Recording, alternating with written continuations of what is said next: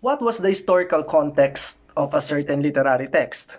What was the intention of the author or the motivation of the author in writing specific texts in literature? Or maybe, how did you feel after reading a certain literary text? These questions are all irrelevant in this approach called formalism. Hi everyone, my name is Percy and welcome back to another episode of our literature class. And this time, in this episode, we will talk about formalism. We have heard of this term so many times already in our basic education courses in English or in literature. And we know as our schema that formalism talks about the form or the structure of a certain literary piece. And when we say form, we're talking about the elements such as words, rhymes, images, symbolism. These things might be right, but there's more to formalism than all of these forms that we have talked about during our previous semesters or our previous courses. At this point, we will talk about what formalism is, not just as an approach in literature, but also as a movement in the entire literary tradition. Formalist literary theory was popular in the 20th century from its beginning until the latter part of that particular century, and it was then known as New Criticism. It was called New Criticism because there were traditional criticisms that were talked about prior to that. And similarly, we already talked about that in our previous episode, such as the historical, biographical, and the moral philosophical approaches in reading and understanding literature. New criticism was then the label of what we know today as formalism. In the 1950s, around 1950s, it became one of the most popular critical movement in the field of literature and art, particularly in so many journals, publications, even in art forms, and in different universities. But this dominant critical system of formalism in the different universities became formalism from new criticism. It became formalism because there were newer approaches along the way, such as psychoanalysis theory, structuralism, post-structuralism, and so on and so forth. Hence, the term new criticism became formalism, focusing on its word form or its origin form. Now, to understand formalism better, let's try to take a look at the different salient points of this particular theory or approach. It understands the literary work per se, or the textual object itself. In formalism, the textual object or the literary text becomes the object of study. Not the author, not the context, or probably not your reaction as a reader, but the text itself. Literature or text in the formalist perspective is an organic unity. Form is more than just structure or sentence pattern. It becomes the relationship of words, of different stanzas, the interplay of sound devices and rhymes and rhythms in poetry, or let's say it has become the tone or mood that the text builds through its imagery and symbolism. It has become the sequence and patterns of plot structure and the events in a story, or even the episodes and the narratives and acts in a specific drama. Now, we have been emphasizing form in formalism, but I want us to understand that formalist perspective in literature is not just merely talking about the form. In the formalist perspective, this is partly correct. It's not totally about these forms, but somehow it is correct. These forms, quote-unquote, elements or images and symbols are called the external form. Now, I want us to understand that in formalism, there are two forms that they're talking about, the external form and the organic form. What's the difference between the external form and the organic form?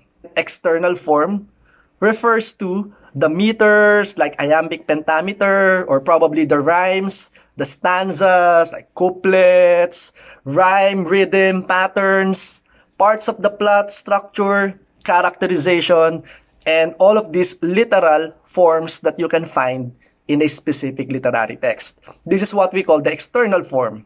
But in formalism, organic form is given more emphasis than the external form. In fact, external form is only considered necessary if it has relationship with the work's total form or the organic form embedded in that specific text. It only becomes important if it has something to do with the organic form. We have to focus on the organic form. That is the main tenet or highlight of formalism as a movement and as a literary approach. The external form influences the organic form, but the organic form in a text is seen as much more important than just the literal text or the literal form obvious in the specific work of literature. English Romantics, for example, emphasize organicism. What is organicism? It is the philosophical context that words are considered organic and objects within it are organisms that interact with each other in a larger context. So according to the English Romantics, each organism, such as the images, the words, all of this part of the text, build each other to form an organic whole. Hence, organic unity is emphasized in formalism. So all of these bits and pieces that you can obviously find in a literary text build with each other like an organism. They complement each other. They help each other grow and develop. And you see the literary text not as an isolated images or symbols or parts, but as an organic whole. Another way of putting it is by local texture and logical structure. What are these two? According to John Crow Ransom in 1938, the local texture pertains to the details of the text, like devices, figures of speech, images, etc., while the logical structure refers to the concept within the work, its relationships, and the way the local texture complements each other, forming an organic unity. It means that the form leads to the content. The form or the external form, in other words, the local texture, what is obvious in the text, complements the organic form or complements what we call the logical structure. So to answer the question again, what is the author's intention or motivation behind the writing of the text? It is irrelevant because it is not what gives meaning to a text according to the formalist's perspective. It is the text itself. Not the author, not the context, probably not the moral and philosophical movements in that particular milieu, but it's the text itself. The organic unity within the elements found in the text. For example, you enter a specific room that you see for the first time.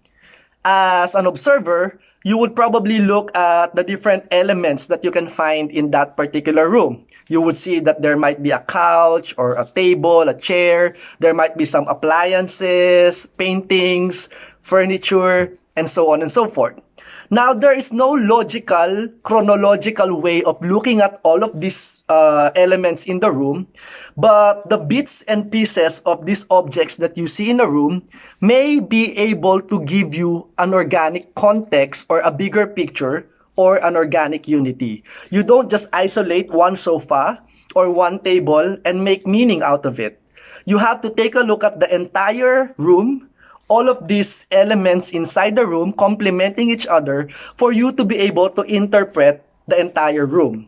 Or in our context, the entire literary piece. You do not isolate just one image, one figure of speech, or probably one symbol in the text, but you try to connect each other, forming an organic unity.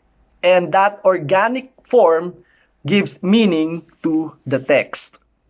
T.S. Eliot, a poet and a critic, called this objective correlative. Objective correlative, according to T.S. Eliot, is a set of objects, a situation, a chain of events, which shall be the formula for the poet's emotion so that when the external facts are given, the emotion is at once evoked. Which means that instead of communicating the emotions directly to the reader, the writer has embodied them in a situation or chain of events, which suitably communicates the emotion of the reader. So there is an interplay or connection between and among the different events in plot structure or maybe the different images in a certain piece of poetry. And maybe while listening to this specific episode, you are thinking of a literary text that you have read that somehow has no form, quote unquote, or probably a form that you cannot distinguish, or very distorted, if you may. What if there is what we call an absence of external form in a specific literary text? How do you now interpret that in the formalistic perspective? The absence of form can mean that it is the form itself. What do we mean by that? For example, you are watching a film that is very absurd, or maybe you're reading a novel that is absurdist in nature, or maybe paradoxical. It may be that the organic form of the text talks about, let's say, meaninglessness, or nihilism, or the concept of nothingness. Even in the absence of external form, there is an organic form.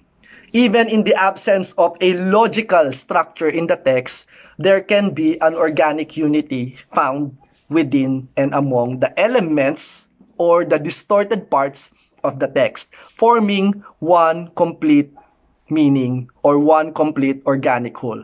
Now, to answer the question, what gives meaning to the text? Remember that in the previous episode, we talked about the traditional approaches in reading literature. We have the historical biographical and the moral philosophical approaches. And all of these approaches focus on the context. The context in terms of time and history, the context in terms of significant events during that particular era, or the context of the author and the significant events in the life of the author. But in formalism, it's not context that gives meaning to the text. In fact, there is this term that is called intentional fallacy.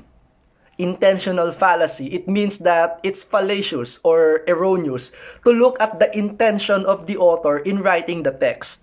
Because the text is an organism, it's an organic unity, it is alive on its own. We don't need to consider the opinion or the motivation of the author in writing the text. The text is given emphasis even beyond the opinion or the intention of the author. Hence, we call it the intentional fallacy. So it does not account the intention of the author. We do not consult the background of the author, nor the historical background of the text. So if there is what we call intentional fallacy, there is also what we call the affective fallacy. The affective fallacy, or from the word affective, affect or emotion, talks about how erroneous it is to consider the feelings or opinion of the reader. What gives meaning to the text is not the reader's response or not the opinion or the emotion of the reader. In affective fallacy, there is a supposed error of judging or evaluating the literary text based on emotional effects on a reader. Hence, it's called affective fallacy. So what gives meaning to the text? Not the history, not the context, not the author, and not the reader.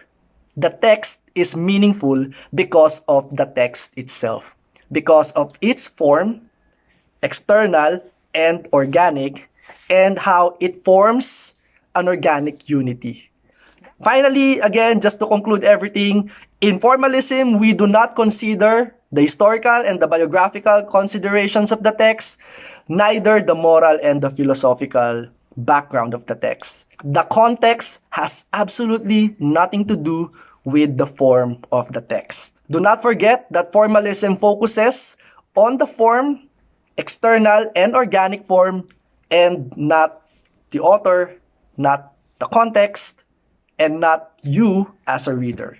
If you need help going to deeper scholarly works in literature or literary criticism, feel free to message me. I'll be able to help you and lead you to other articles or other resources, philosophically and literary as well, about the different approaches in literary criticism. But if you are an undergraduate student or a college student of English or literature, or you're taking literary criticism in the college level, I hope that these episodes help you a lot in your understanding and discovery of literary criticism. Once again, this is Percy Paras, and thank you for staying with me here. Happy reading.